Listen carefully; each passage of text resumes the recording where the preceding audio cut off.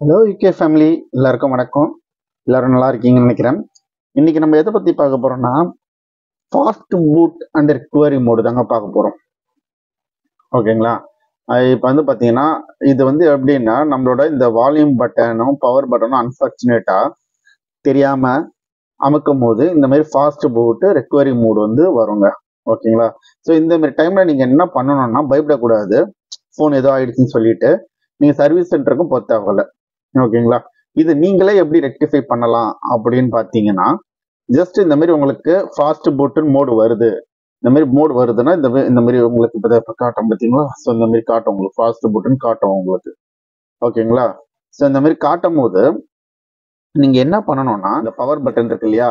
So இதை long press பண்ணுங்க. Press பண்ணிட்டே இருங்க, விடாதீங்க, லாங் ப்ரெஸ் பண்ணிக்கிட்டே இருங்க. ஓகேவா? இப்போ நான் பண்றேன் பாருங்க.